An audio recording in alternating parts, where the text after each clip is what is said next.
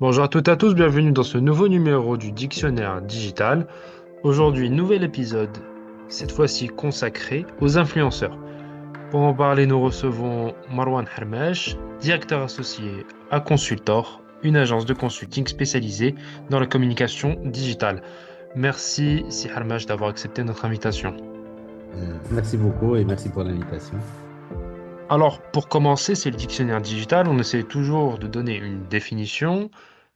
Quelle serait votre définition d'un influenceur?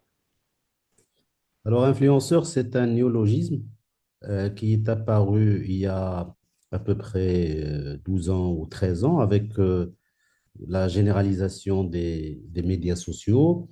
Et ça correspond ou ça identifie une personne qui a une communauté sur sur l'une des plateformes de réseaux sociaux. Alors, il n'y a pas de limites ou de normes. Tout le monde peut se prétendre dès qu'il a quelques centaines de followers ou de suiveurs sur les réseaux sociaux. Mais disons, dès que euh, l'impact de cette personne sur sa communauté, le fait qu'il soit relayé. Il y a aussi un indicateur, c'est que quand des extraits de sa vidéo sont diffusés par d'autres producteurs de contenu, on peut parler d'influenceurs, mais ce n'est pas un terme porteur ni de connotation positive ni négative. C'est quelqu'un qui a une certaine communauté et qui est largement suivi. Disons que c'est ça un peu la définition de manière simple. Très bien. Alors justement, ces influenceurs qui bénéficient d'un large public ont accès à des revenus financiers, on le sait, grâce aux réseaux sociaux, vis-à-vis des publicités qu'ils diffusent, en tout cas des revenus générés par leur contenu sur les réseaux sociaux. Et ça fait le buzz, en tout cas ça crée la polémique actuellement au Maroc et depuis maintenant quelques mois, voire quelques années. Est-ce que on peut parler des cadres juridiques et fiscaux un peu qui régissent les influenceurs marocains aujourd'hui? Commençons par expliquer un petit peu le business model pour que les gens puissent comprendre un petit peu le mécanisme. L'idée est assez simple. Les réseaux sociaux, c'est des entreprises qui ont tendance, enfin, qui sont là pour gagner de l'argent. Au début, c'était des plateformes gratuites, mais les, les salaires, du personnel, les coûts de développement, les coûts d'hébergement, etc., font que pour avoir des revenus et réaliser des bénéfices, l'idée est venue pour ces plateformes des médias sociaux de partager une partie de leurs revenus avec les influenceurs pour les inciter justement, pour ces créateurs de contenu, je préfère cette appellation, créateurs de contenu.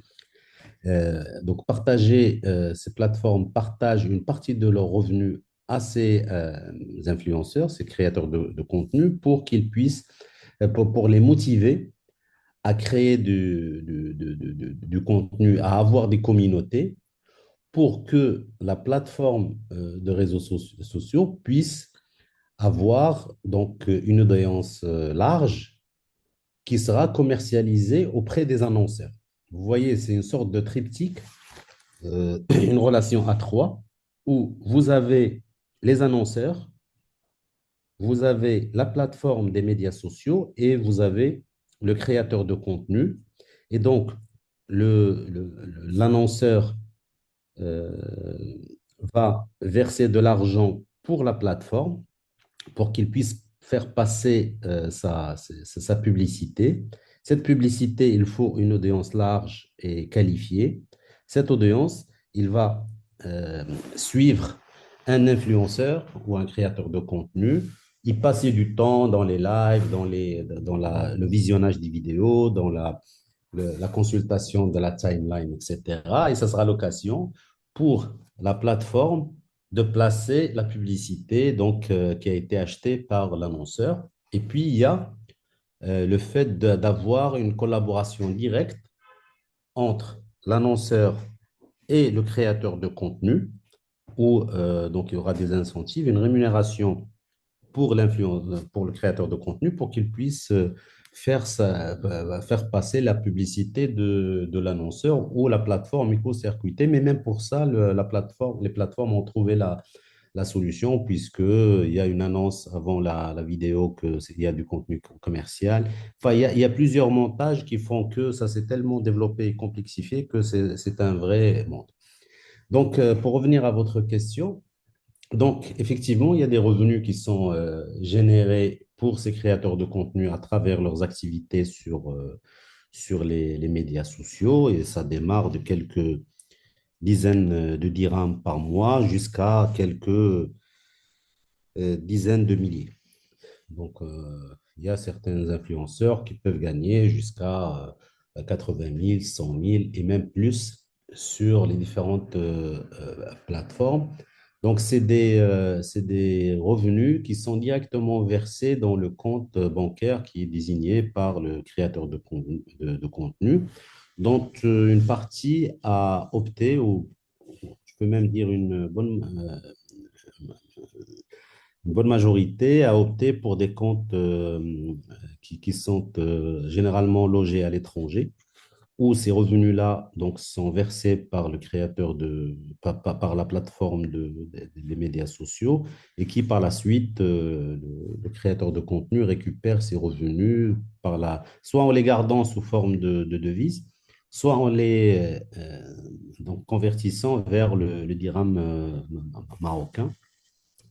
Et donc, on est clair sur une activité qui, jusqu'à très dernièrement, était pratiquée un peu de manière sauvage, jusqu'à la prise de conscience des autorités, donc notamment l'Office d'échange et la Direction générale des impôts, qui ont mené des campagnes de régularisation, notamment cette année pour la Direction générale des impôts, pour essayer de récupérer le dû du trésor, parce que toute personne qui est un résident fiscal, qui passe 6 mois et 1 jour au Maroc, doit donc payer l'impôt ici au Maroc. Donc, il y a eu une action qui a été menée par la Direction générale des impôts. Et en parallèle, il y a eu toujours un effort de la part de l'Office d'échange, puisque la détention de comptes bancaires pour les résidents au Maroc est interdite, sauf autorisation, sauf cas particulier. Vous êtes euh, un Marocain du monde, un Marocain qui vit dans un autre pays, où vous avez une activité professionnelle déclarée, où il y a des cas qui sont désignés par la législation pour l'autorisation de détenir des avoirs à l'étranger. Donc, il y a des actions qui sont menées par ces deux entités notamment, qui essayent de faire ramener au secteur formel ces personnes-là, ces activités-là, pour qu'ils soient payés, donc pour que le Trésor national puisse avoir son dû de ces revenus qui sont versés. Merci beaucoup, Marlon Halmach, pour tous vos éclairages. Merci. Merci à toutes et à tous d'avoir suivi ce nouvel épisode du Dictionnaire digital. À bientôt.